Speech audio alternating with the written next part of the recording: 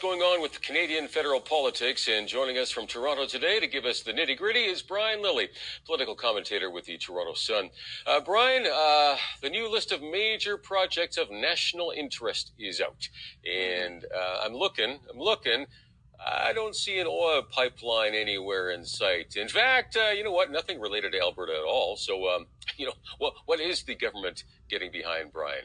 And I think Mark Carney is, go ahead. Mm-hmm. They're getting behind LNG in a big way, but it's unfortunately for you all focused on British Columbia instead of Alberta. So he's going to make an announcement Thursday in Prince Rupert, a site of an LNG export terminal, and it will include a pipeline for this natural gas, but it'll be a pipeline that is solely within the confines of British Columbia. It'll take from the gas fields of northeastern Alberta to Prince Rupert for export. And the reason that I point this out and stress this, Paul, is that, Carney's been trying to suck and blow at the same time, you might say, when it comes to oil and gas industry.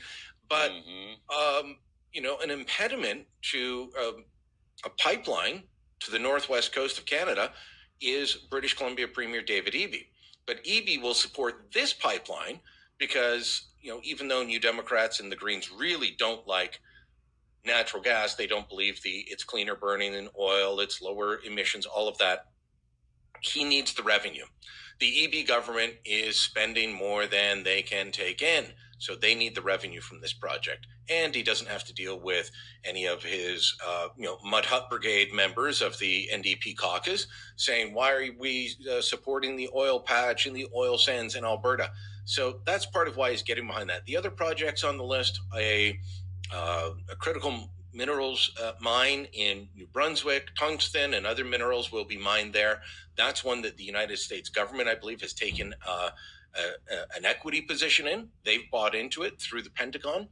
You've got a nickel mine in northern Ontario, but it's nowhere near Ontario's big ask, which is the Ring of Fire. That's the truly northern area of the province where there's all these critical minerals. Nothing about that.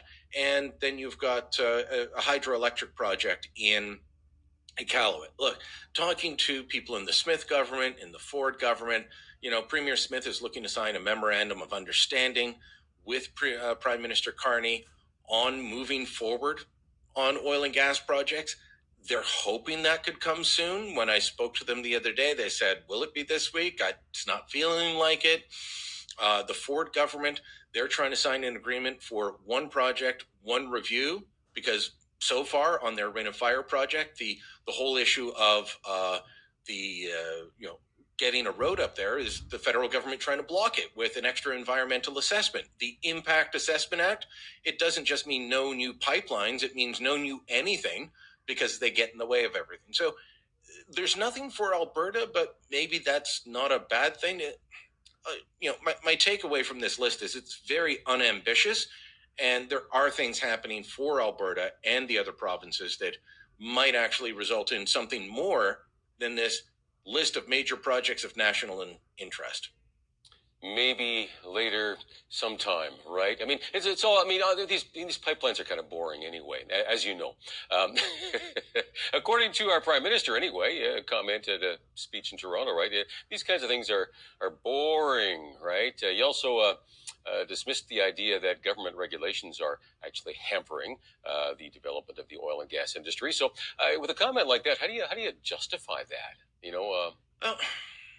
He was being playful with the woman that was interviewing him. Apparently, she used to be on BNN, the business network, and she has interviewed him many times, and so there's a bit of a familiarity there. But I found him to be very dismissive of her and of real concern. She was trying to ask valid questions, and he did call pipelines boring, and then he looked around the room, and it's a downtown Toronto business crowd, and he's saying, oh, how many people here are working on the pipeline? And then he points to Navdeep Bains, a former Trudeau-era cabinet minister, who's now an executive at Rogers. Oh, Nav, are you working on the pipeline? Of course Nav's not working on the pipeline. So he was kind of mocking pipelines and saying there's much more to the Canadian economy. Yes, there is, and we want a diversified economy. I mean, Albertans remember when oil and gas was absolutely everything. It's still a major part, but The economy's diversified, same next door in Saskatchewan. So we want a diversified economy. But oil is still it is our biggest export by far, and it shouldn't be described as boring. It shouldn't be dismissed. And while he says that the regulatory environment isn't hurting, well, the same day that he said that, the CEOs of TC Energy and Enbridge were having calls with analysts, and they're saying the exact opposite. Yeah. Which makes you go tilt, scratch your head, and man, let's get on the same page here somehow. Yeah, you're reporting that the Carney government's soon going to be announcing that it is delaying, but will keep the EV mandate. I mean, here in Lethbridge, you look around anywhere in southern Alberta. I mean, EVs aren't exactly jumping off the car lots, right? And again, you look for, boy, we should have a whole bunch of charging stations coming into place, right? Nowhere even close to meeting that kind of a mandate. So, I mean, I thought this was gone. So what's up with the change here? Well, we've been looking at the drama inside the Conservative Party, right? With the floor crossing and Matt Genereux and all of that. Well, the Liberals have their own drama.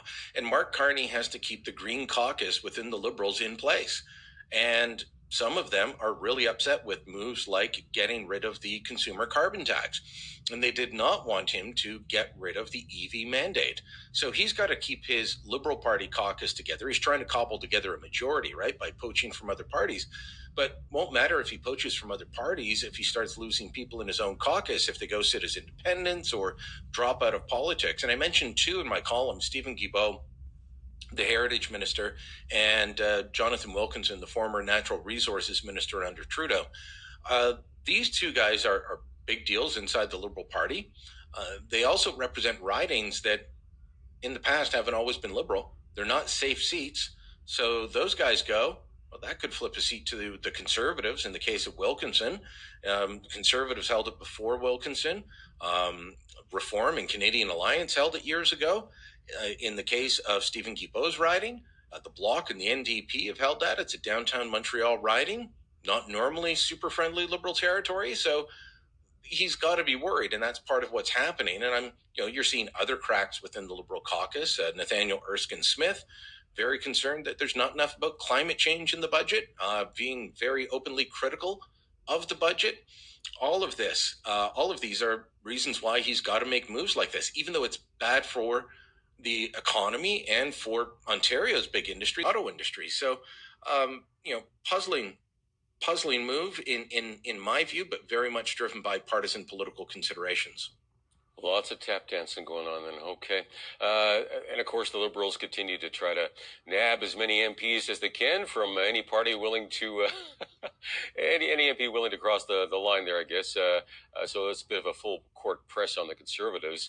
And you're thinking that's maybe they're trying to actually get rid of Pierre Poilievre here. I mean, you think that's actually the case? That's my working theory at this point, is that this is a destabilization exercise.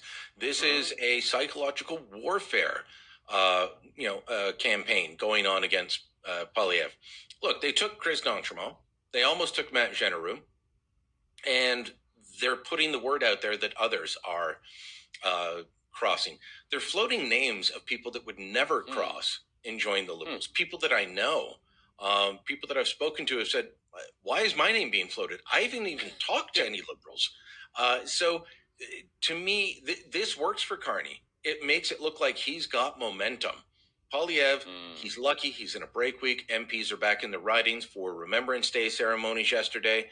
And so, the fever pitch that was going on last week, the feeding frenzy on Parliament Hill, that's kind of taken a break. And folks can get back to reality a little bit. And if Poilievre can contain this, manage it properly, he can go forward and win the leadership review in January. But I think that the Liberals want to make sure he doesn't, because he's still polling well, despite all the claims that nobody likes him, that nobody wants to vote for him. That's simply not true.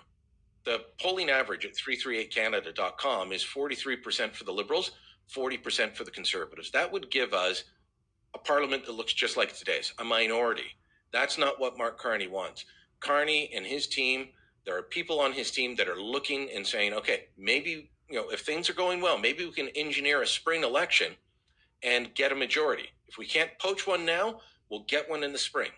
Well, you can't do that if Pierre Poilievre is threatening you. And if the election is about affordability, we know Poilievre polls better on that. So I think, yeah, D'Entremont had his reasons, and I've written plenty about that, of why he crossed the floor. But a lot of this is just psychological warfare. Well, yeah, maybe jump in there a bit on the Chris D'Entremont. You've got a new piece out there talking about that narrative on that whole thing is off balance there. So how do you see it? What's Well, behind that? it's right now it's being put forward as, oh, I'm a poor red Tory and I wasn't supported by my party. D'Entremont used to be an MLA in Nova Scotia. And when Tim Houston won the leadership, Tim's a very moderate, middle of the road, nice guy, conservative. D'Entremont went to Andrew Scheer, who is not a middle of the road conservative, who's a social conservative and a fiscal hawk. And you have all of these things within the party, by the way, and they all exist provincially and federally within the same party. But, Scheer is very different in how he operates. And he's a SoCon. He's a pro-lifer. Guess what? So's Chris D'Entremont. You don't normally find that with red Tories these days. No. That part is off. Then he didn't get support from his party.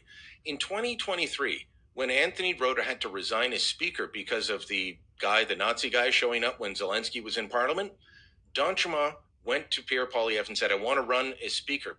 Pierre was like, no, I don't think it's a good idea for one of ours. You lose a vote. And D'Entremont convinced him. And Poilievre put his whole office, the whole OLO, was behind him. And he failed miserably because D'Entremont had done nothing to set up a campaign. He had no call sheet. He had no list of who was supporting him.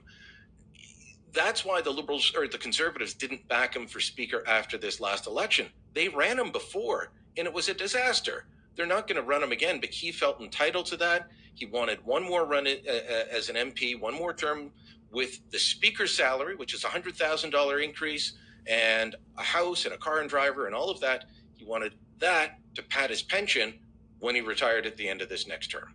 He didn't get it because his party said, sorry, you failed miserably last time. Well, we'll see what happens in the next election, see how D'Entremont does with that. Of course, big question, just briefly here before we let you go. You think we're going to see an election as a result of the budget? Probably not. I'm not going to be 100% sure on that. I was watching a video recently of a